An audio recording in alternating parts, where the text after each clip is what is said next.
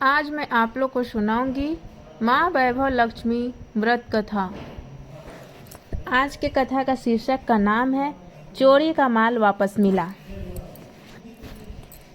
ठाकुर राम सिंह की ऊंची हवेली पूरे गांव की शोभा बढ़ाती थी। कोई भी इस गांव में शहर से आता तो बहुत दूर से ही यह आकाश से बातें करती हवेली नजर आ जाती थी।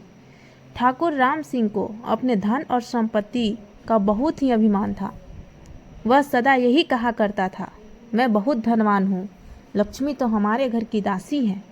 हमारे पास इतना सोना चांदी भरा पड़ा है कि हमारी 7 पीढ़ियाँ भी इसे खाती रहे तो भी असमाप्त होने वाला नहीं। ठाकुर साहब के सामने बोलने का साहस भला कौन करता। सब उसकी हाँ में हाँ मिलाने वाले थे। ठाकुर साहब ने जो कह दिया वह तो अमरवाणी हो गई। गांव के एक पंडित तोताराम बहुत बड़े विद्वान ज्ञानी थे।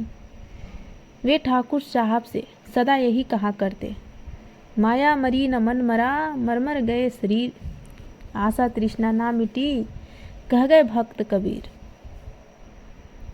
तोताराम मन के साफ थे, मोह माया के बंधनों से दूर रहते थे। ठाकुर साहब की बड़ी हवेली में जब भी वे जाते तो उन्हें यह बात बार बार कहते थे, देखो ठाकुर, आप लक्ष्मी देवी को अपनी दासी मत कहा करो। यह तो प्रभु की माया है। माँ लक्ष्मी तो सदा से ही नृत्य करती आई हैं। इसका अभिमान करना तो महापाप है। छोड़ो पंडित जी, आपके कहने से हम अपने विचार तो नहीं बदल सकते।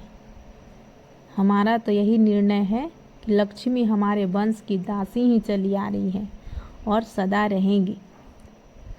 बड़ा बोल न बोलो ठाकुर, समय बदलते देर नहीं लगती। माँ लक्ष्मी की यदि आप उपासना नहीं कर सकते तो उसका तो कम से कम माता का अपमान तो मत करो।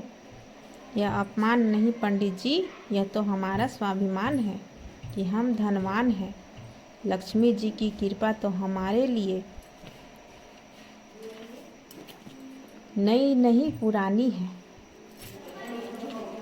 ठीक है ठाकुर, परंतु एक बार आपसे फिर कहता हूँ कि लक्ष्मी जी के उपासक बनो, उनका आशीर्वाद प्राप्त करो, उनकी भक्ति करो, अन्यथा एक दिन पछताओगे। यह कहकर पंडित जी चले गए। जाओ जाओ कंगाले ब्राह्मण, स्वयं के पास तो लक्ष्मी है नहीं, दूसरों की लक्ष्मी को देखकर जलते हो। और फिर उसी रात गांव में बहुत बड़ी डकैती पड़ी। ठाकुर साहब की हवेली में से डाकू सारा धन लूटकर ले गए। कल तक का धनवान एक ही रात में कंगाल हो गया। रो रो कर उसका बुरा हाल हुआ तो वह रोता पिटता पंडित तोताराम की शरण में जा पहुंचा। ठाकुर साहब आप? पंडित जी ने आश्चर्य से ठाकुर की ओर देखा, जैसे कोई अनहोनी बात हो गई हो। हाँ पंडित जी, मैं ही हूँ आपका ठाकुर। परंतु आप रो क्यों रहे हैं? मैं इसलिए रो रहा हूँ कि मेरा सारा खजाना लुटा गया। आपने ठीक ही कहा था पंडित जी कि इंसान को कभी इन धन का गर्व नहीं करना चाहिए। लक्ष्मी पूजन से ही लक्ष्मी जी को प्रसन्न किया जा सकता है, गर्व और घमंड से नहीं। पंडित जी बोले, चलो आपकी समझ में आया तो सुबह का भूला यदि रात को घर आता है तो उसे भूला नहीं कहते। प्रभु अपने सब भक्तों की भूल को माफ़ करते आए हैं। पंडित जी, अब मेरा क्या होगा? मेरा सारा धन चला गया, मैं लूट चुका हूँ। पुरखों का दिया खजाना चोर डाकू लूट कर ले गए। ठाकुर साहब बच्चों की भांति फूट फूट कर रोने लगे। ठाकुर साहब, जिस माँ लक्ष्मी को आपने अपनी अभिमान से ठोकर मार कर कहा था कि यह लक्ष्मी तो हमारी दासी हैं, अब उसको फिर से प्राप्त करने के लिए एक ही मार्ग बचा हुआ है। वह कौन सा? ठाकुर ने जल्दी से पूछा। देखो, मेरे पास यह एक ही पुस्तक रखी हुई है जिसका नाम है माँ वैभव लक्ष्मी व्रत कथा।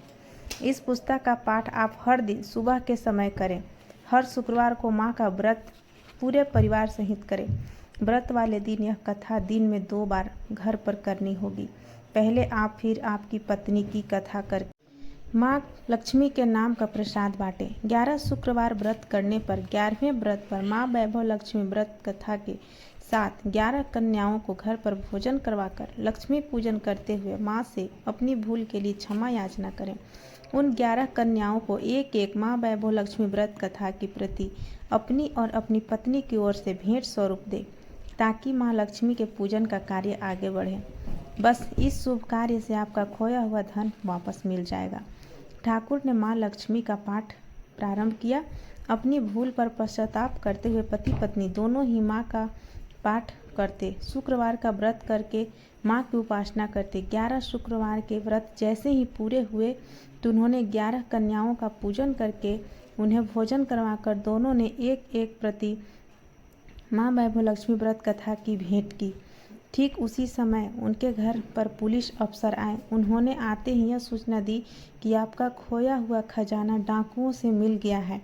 हमने डाकुओं को इस गिरोह को पकड़ लिया। आप अपना लूटा हुआ धन वापस ले जा सकते हैं।